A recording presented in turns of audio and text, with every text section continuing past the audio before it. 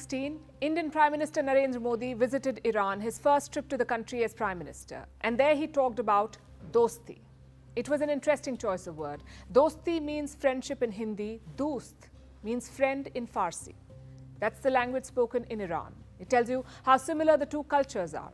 But similarity does not guarantee a lot. The proof is what happened the next year. In 2017, Iran's supreme leader was delivering his annual Eid address. He spoke about Islamic struggles worldwide, and among them, he named Kashmir. He said Iran should help Muslims in Kashmir fight off the oppressors. Not very dost-like, was it? But it sums up the relationship between India and Iran. So much shared history, so much in common, yet one that blows hot and cold. Why is that? Time for a flashback.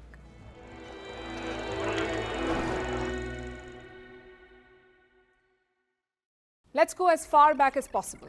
To around 3000 BC, both India and Iran had their own civilizations. They mingled a lot. In northwest India, you had the Kuli culture. They made special types of boxes. Those same ones can be found in Iran's Susa. You also had the Indus Valley civilization. Their coins have been excavated in multiple Iranian sites like Kish, Susa, and Ur. It confirms that there was a lot of trade. India bought silver and lapis lazuli from Iran. In exchange, we shipped ivory. But these civilizations would not last. Around 2000 BC, new settlers arrived from the north, the Aryans. They used to live in Central Asia as nomads, but soon they split and migrated. One group settled in the Iranian highlands, the other poured into the Indian subcontinent. Same people, two roots. But why did they leave Central Asia? The answer could lie in religious texts. The Indian Vedas talk about a flood of water. The Iranian Avesta talks about a flood of ice. Chances are it's the same thing. And in case you're wondering, the Avesta is a religious text of Iran's Zoroastrian religion.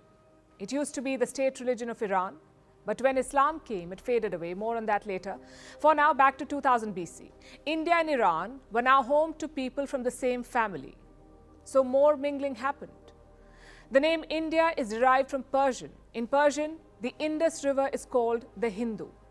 Some tinkering followed, first by the Greeks, then Latin and English. So finally, Hindu became India. Similarly, Iran has Sanskrit origins. It is derived from the word Aryan. And the similarities do not end there. You have very similar gods, the same focus on fire and sacrifice, even the same myths and stories. Despite all of that, Iranians and Indians became two distinct people, and that's what time can do. Then came the age of empires. Around 500 BC, the Achaemenids ruled over Iran. Indian envoys were present at their courts. Some parts of India were ruled by the Achaemenids, like Punjab.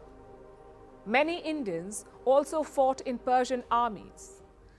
Then, in 330 BC, Alexander arrived. He defeated the Achaemenids and marched into India. Back then, the Mauryan dynasty was in power. Its founder was Chandragupta Maurya. He had great ties with Hellenistic Iran. That's what Iran was called under Alexander and his heirs. You may have heard of Megasthenes. He was an envoy from Persia to India. Such exchanges continued for centuries. India sent spices to Iran. In exchange, we got gold and silver coins. Of course, there was overlap as well.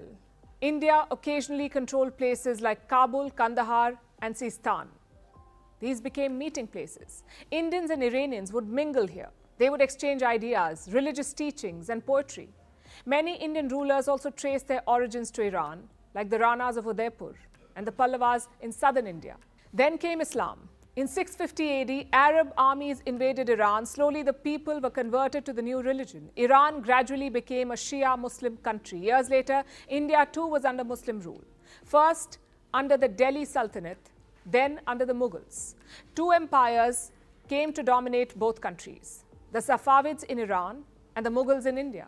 Both empires were contemporaries, meaning they ruled at the same time, and their relationship was complicated. I'll tell you a story. In 1540, Mughal Emperor Humayun was defeated in battle. He lost his empire to an Afghan general, Sher Shah Suri. So Humayun was left homeless. He tried getting help from Sindh and Marwar, but no luck.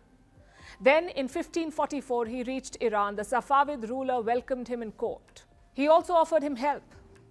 So with Iranian support, Humayun set off. He took back Kandahar, Kabul, Lahore, and finally Delhi, and this saga had major consequences. While in Iran, Humayun was floored by the culture. He loved the music, he loved the architecture.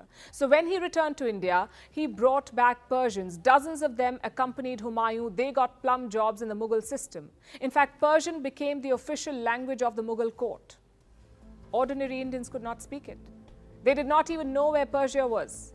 Yet it became the court language. Poems and biographies were written in Persian.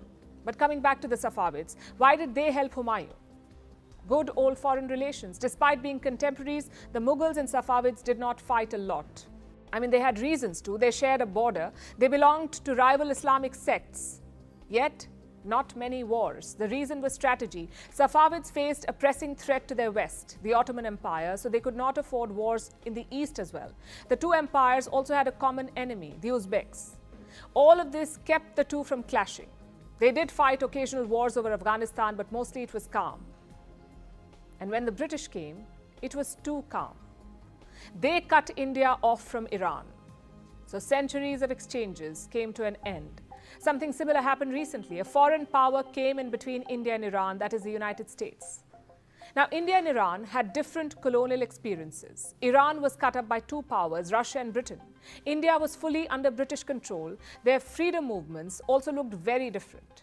After the First World War, Russia left Iran. Britain tried to hang on, but in the end, even they pulled out. London supported a new ruler in their place, Reza Shah Pahlavi, a soldier turned king. But India had to wait longer. Independence would come after the Second World War to India. And along with it came a massive change. India was partitioned. Muslim majority areas became Pakistan, so India lost its border with Iran. The two countries were now separated by a third one, Pakistan. And not just geography, ideology separated them too. Iran Shah was a Western ally. He joined America's Central Treaty Organization, sort of like a West Asian NATO. And that put him in the same group as Pakistan. They became allies. India, though, was non-aligned. It was closer to the Soviet bloc than the West. So India and Iran were distant, but never acrimonious. And there were many reasons for that. India was a big supporter of the Arab world. Jawaharlal Nehru was a great friend of Egypt's Abdul Nasser. And this spooked the Shah. He looked to cultivate his own alliance, which led him to Pakistan. In fact, Iran was the first country to recognize Pakistan. The Shah also visited Islamabad in 1950. He came to India only in 1956. He tried to assure Nehru that his choices were strategic, that his policy was not targeted at India, but no luck. The Shah supported Pakistan in two wars, the 1965 one and then again in 1971. In the first war, 1965, Iran safeguarded Pakistan's air force. So New Delhi was wary. Things would improve only in the mid-70s. India was then a growing economy. It was also buying a lot of oil, so the Shah thought, let's turn things around. He hosted Indira Gandhi in 1973. And the next year, he visited India. The main reason was business. Back then, India used to buy 17 million tons of oil, out of which 10 million came from Iran. So the Shah wanted to keep his customer happy. But soon he was toppled. The Islamic Revolution swept across Iran in 1979. India was indifferent to it. But in the 1990s, both sides came together again. They found a common cause, Afghanistan. Pakistan had cultivated the Taliban in Kandahar, a Sunni radical group. It turned out to be a headache, a big headache for both India and Iran, so they found themselves on the same side. They backed the anti-Taliban Northern Alliance. Today, there are many points of convergence. For India, Iran is a window to Central Asia. It can bypass Pakistan that way. It also offers India strategic depth in West Asia. If not, New Delhi will only have Arab friends, friends who have military ties with Pakistan, which is not a good idea. And for Iran, India is a huge market. We used to buy a lot of oil from Iran, almost 500,000 barrels per day in the last decade. And India too offers Iran strategic depth. In the last few years, Tehran has cozied up to China. Beijing is investing $400 billion in Iran. That sort of money can throttle you. It can reduce your autonomy, which is why Iran is keeping its options open with India. So where does this relationship go next? We'd say that's up to India. In 2019, we stopped buying oil from Iran. The US had put sanctions on the Iranian regime, so we decided to stop buying. Maybe that was unnecessary. The Iranians are a proud people with a proud past, much like India. You can't blow hot and cold with them. They need proper commitments. And that's the only way forward. India and Iran may share centuries of history, but today's Iran is very different. So shared history won't count for very much. What will count is strategy.